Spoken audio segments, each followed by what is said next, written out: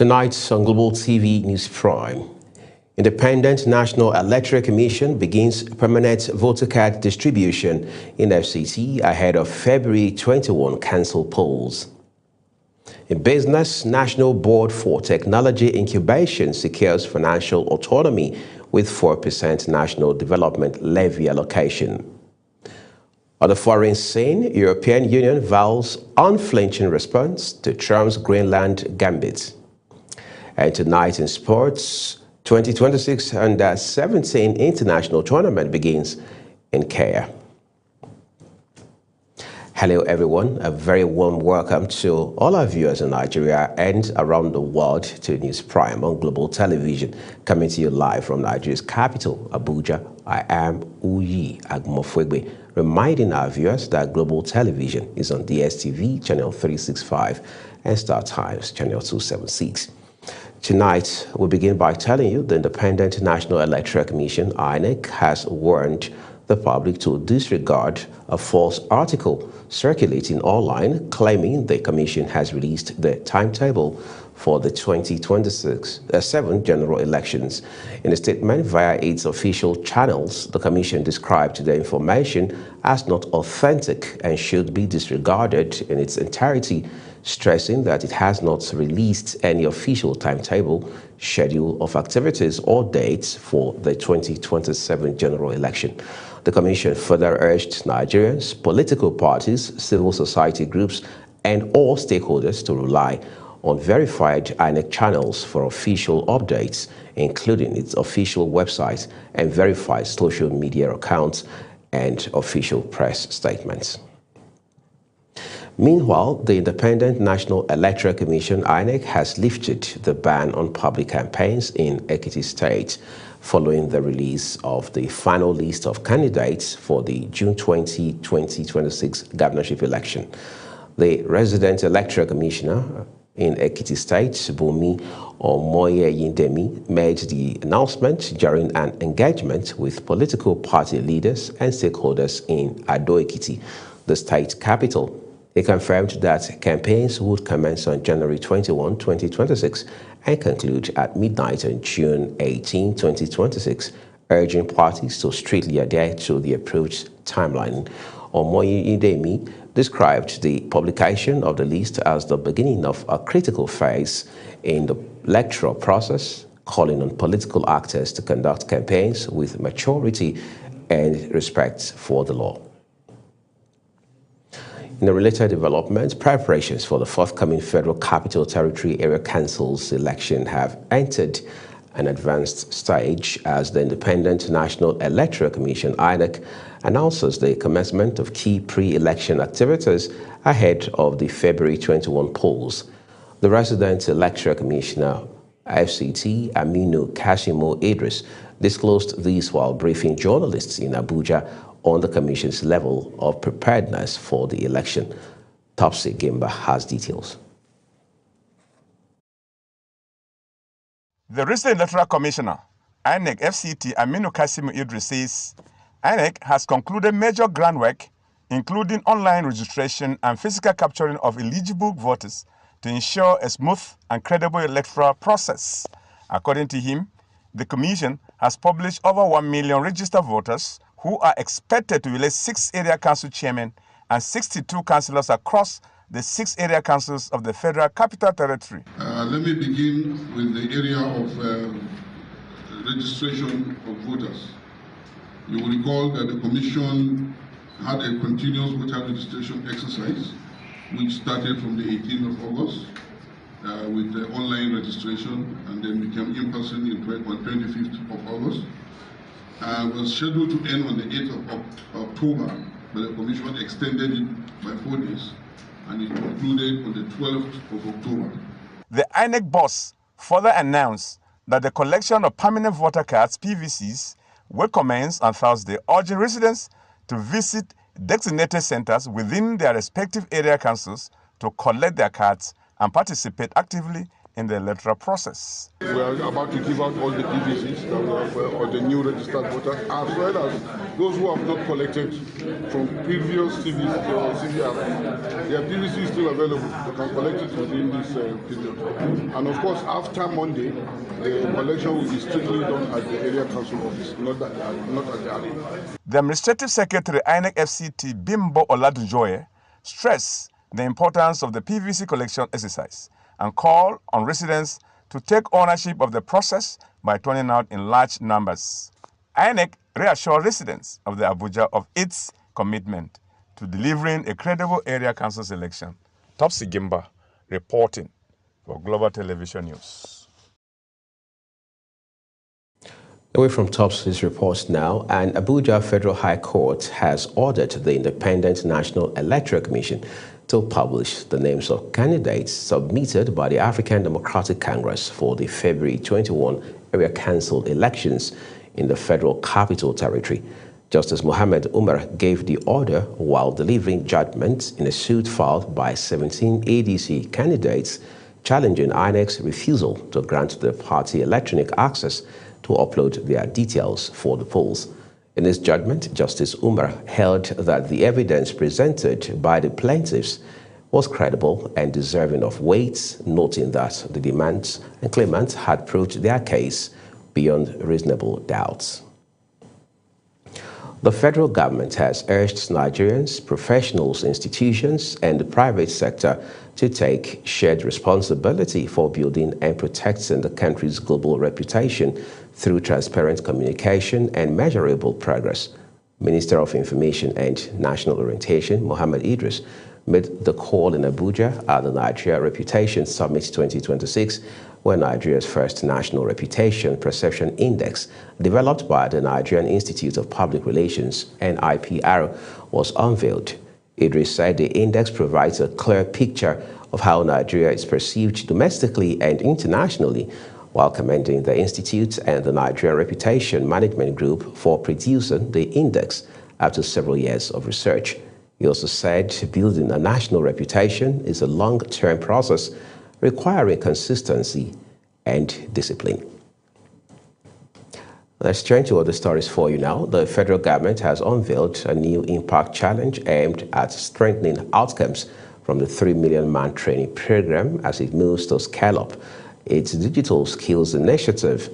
Minister of Communications, Innovation and Digital Economy, Bosun Tijani, announced the challenge in a post on his X handle, stating that more than 135,000 Nigerians across 3 cohorts have been trained during the pilot phase of the 3 Million Tech Talent 3MTT program. He said community resources have extended learning to over 300,000 learners, while the initiative has contributed to the creation of 15,000 jobs. The National Drug Law Enforcement Agency, NDLEA, says Nigeria is no longer a safe haven for drug traffickers and barons following significant operational successes recorded by the agency over the last 5 years. Chairman of the agency, General Buba Marwa, retired, announced these at the awards and commendation ceremony to outstanding staff of the agency in Abuja. Sadatu Graba was there for Global Television News. At the occasion, General Buba Marwa restated the determination of the NDLEA to bring every drug baron to justice, while it continues to take all necessary measures to intercept illicit drugs coming into Nigeria. It is therefore heartwarming to note that in the last 5 years, we recorded significant operational successes, including the arrest of 77,792 drug offenders, including 128 identified drug barons who were central to major trafficking networks. According to the NDLEA chairman, the past 5 years have witnessed a major transformation of the agency, driven by intelligence-led operations, strengthened interagency collaboration, improved welfare, and enhanced capacity building. He commended officers and men for their resilience, courage, and professionalism in the fight against illicit drugs across the country. I commend the resilience, courage, and professionalism of our personnel who have continued to deliver results despite operational risks and challenges. Your sacrifices have directly contributed to the measurable outcomes recorded by the agency. While congratulating award recipients, General Marwa warned that the next phase of operations would demand greater tactical sophistication, sustained pressure, and zero tolerance for complacency. He also acknowledged the support of sister security agencies, international partners, civil society organizations, and the media, describing collaboration as key to achieving a drug-free Nigeria. The National Drug Law Enforcement Agency says, with renewed mandates and improved resolve, it will continue to protect public health, enhance national security, and safeguard the future of Nigeria's youth. Sadat Garba, reporting for Global Television. Thank you so very much, Sadatu. Residents of Nigeria's Federal Capital Territory, Abuja, are raising concerns over the continuous hike in rent prices across the city, a situation many now describe as a growing housing crisis. From Lugbe to Kubwa, Gwarimpa to Jahi, tenants say rent increases have become frequent and sudden. Ubong Usoro reports. Abuja residents say living in the nation's capital is becoming increasingly difficult for average income earners. In some neighborhoods, rents have risen by over 50% within a short period, forcing many families to relocate to distant satellite towns. The rent has been skyrocketing for a while since this dispensation came into power. So it is no longer affordable for the average individuals who earn a lower salaries because the rent has shot up. But I don't think I think government should weigh into the option so that at least people can be able to have a place to stay. Because the first thing in life is for you to have where to put your head. When you come out, you run around to look for what to eat. In Abuja now, house rent is not smiling again. Government have to help us because I don't know how much is even people's salary that you can use that kind of amount to pay for house rent. Housing experts say limited supply of affordable housing coupled with the rapid population growth has worsened the situation, leaving low-income and middle-income earners most affected. Residents are now calling on government authorities to strengthen tenancy regulation, promote affordable housing projects, and improve infrastructure in satellite towns to reduce pressure on the city center. As Abuja continues to expand, residents say urgent action is needed to prevent the housing crisis from worsening. Ubong Usoro for Global Television News. Many thanks, Usoro. You're watching the live broadcast of News Prime. When News Prime returns, we'll have more stories for you. In the meantime, weather forecast is nice, plus stories from business, foreign, and sports segments for you. Do stay with us.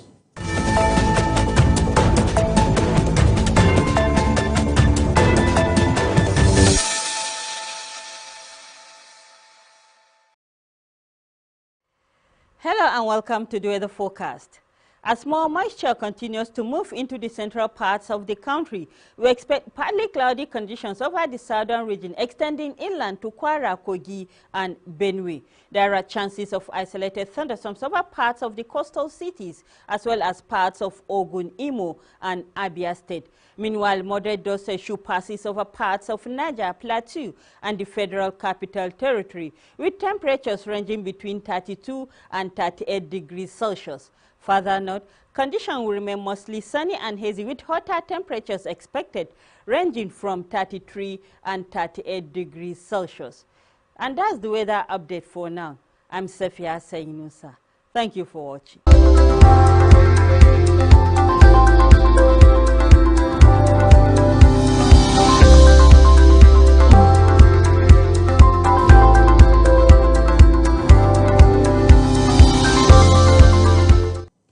Well, thank you so very much for staying with us, everyone.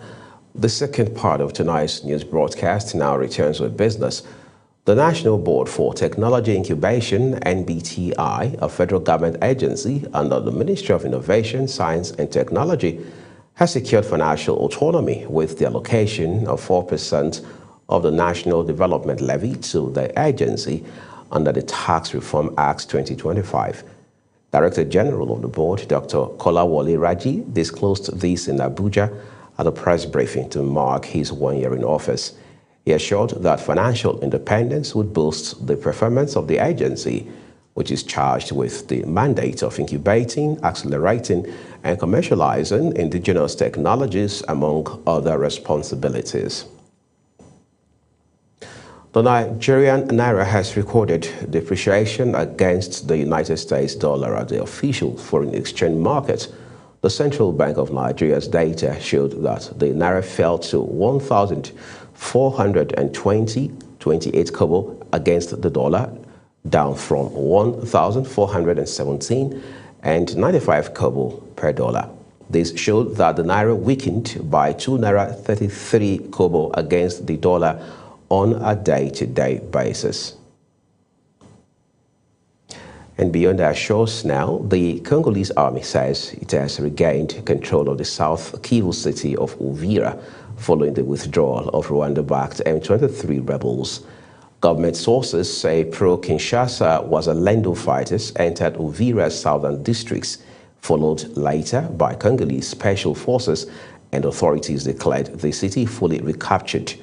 M23 fighters seized Uvira in early December, but announced last Thursday that they were handing responsibility for the city to the international community.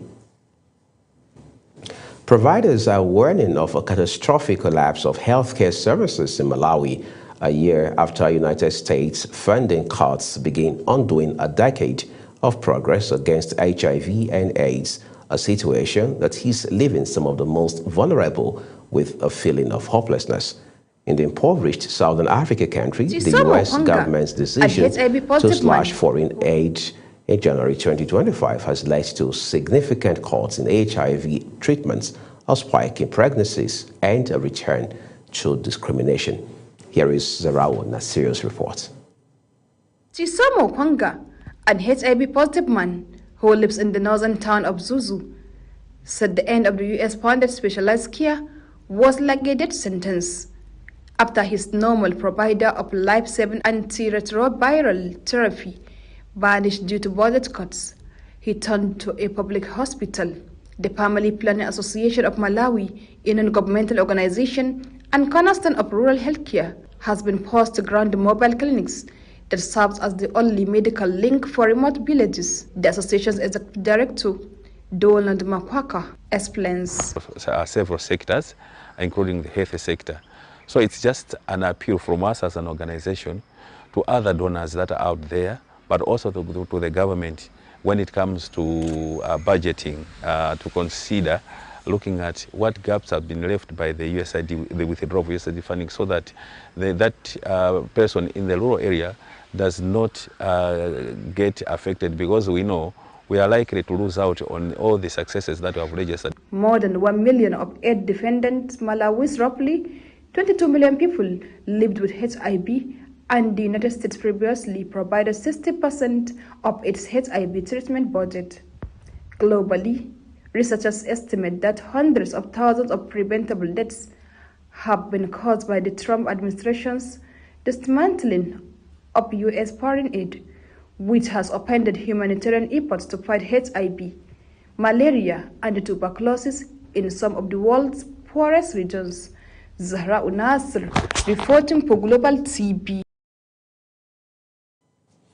Thank you, Zahra. European allies have continued to rally around Greenland's sovereignty, emphasizing that the United States cannot threaten its way to ownership of the semi-autonomous Danish territory. Our correspondent, Deacon Michael, now brings us more on the issue. European leaders are closing ranks in response to Donald Trump's threat of additional tariff to force the acquisition of Greenland. President Trump has just vowed to follow through on his threat to impose tariff on European countries who oppose his demand to take control of the Greenland. Now, according to Trump, the world is not secure unless the U.S. has complete and total control of Greenland. I may put a tariff on countries if they don't go along with Greenland, because we need Greenland for national security, so I may do that. I just went one after another. I called Germany. No, we will not do that. I said, no, we're going to put a 25% tariff, which is, by the way, about 7 times more than they would have to pay by raising their drug, like 7 times. This wasn't like a little bit more, 7 times more. And I may do that for Greenland, too. I may put a tariff on countries if they don't go along with Greenland, because we need Greenland for national security. So now, European leaders are also seeking to diffuse tensions with the United States over the future state of the Greenland, even as Donald Trump has doubled down on his threats to impose extra tariff on the 8 European nations to force the sale of the sprawling island. Keir Starmer warned that the trade war is in no one's interest and denounced Trump's escalation as completely wrong and vowed to find a sustained solution to the crisis. Denmark is a close ally of the United Kingdom and of the United States, a proud NATO member that has stood shoulder to shoulder with us, including at real human cost in recent decades. Alliances endure because they're built on respect and partnership, not pressure. That is why I said the use of tariffs against allies is completely wrong. It is not the right way to resolve differences within an alliance. Nor is it helpful to frame efforts to strengthen Greenland's security as a justification for economic pressure. Such measures hurt British workers, British businesses, and the British economy. And that is why I've been so clear on this issue. Now, Trump has said that he will charge a 10% tariff on any goods sent from the UK to the US from 1st February, increasing to 25% from 1st June until a deal is reached to Washington purchase of Greenland from Denmark. And days ago, there was a massive protest in Denmark to show their solidarity against the United States. They are also warning that US military action in Greenland will spell the end of NATO. But in recent days, Greenland has received support from European members of the alliance. Some even sent a handful of troops to Greenland last week in a move seen as very symbolic. Edika Michael reporting from England for Global TV News.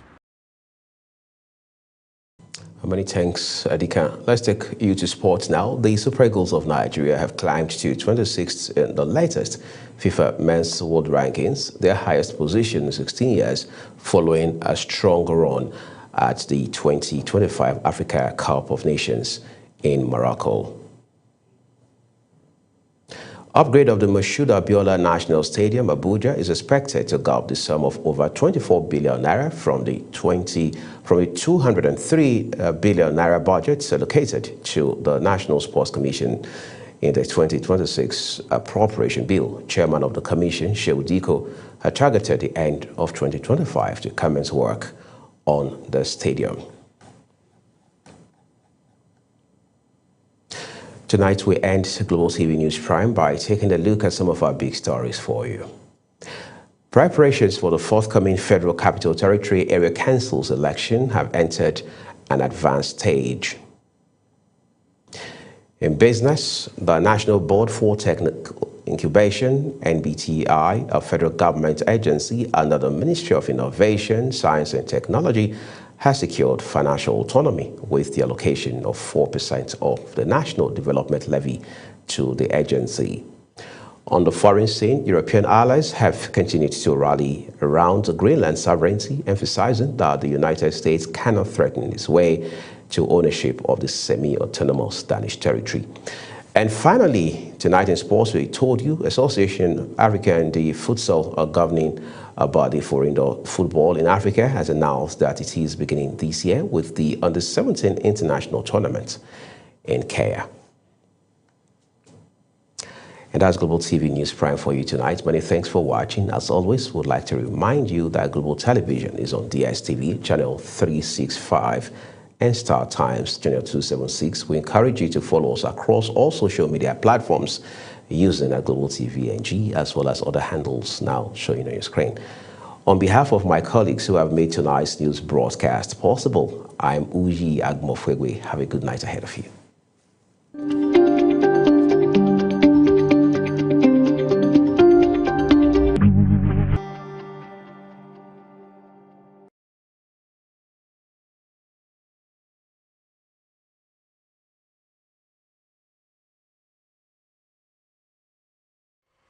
Hello and welcome to the weather forecast. As more moisture continues to move into the central parts of the country, we expect partly cloudy conditions over the southern region extending inland to Kwara, Kogi and Benue. There are chances of isolated thunderstorms over parts of the coastal cities as well as parts of Ogun, Imo and Abia State. Meanwhile, moderate dose shoe passes over parts of Niger, Plateau and the Federal Capital Territory, with temperatures ranging between 32 and 38 degrees Celsius. Further north, conditions will remain mostly sunny and hazy with hotter temperatures expected, ranging from 33 and 38 degrees Celsius. And that's the weather update for now. I'm Sefia Sainusa. Thank you for watching.